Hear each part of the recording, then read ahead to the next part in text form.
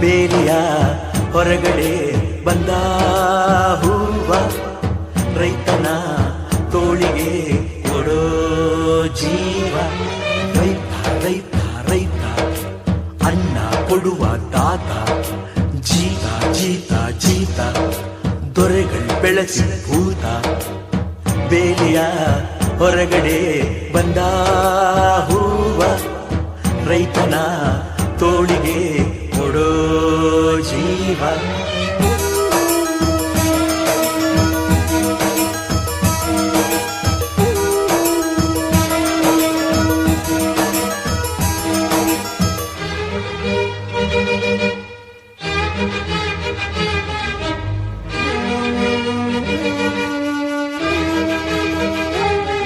ಜಗದ ಸೃಷ್ಟಿಯಲ್ಲಿ ಎಲ್ಲೋ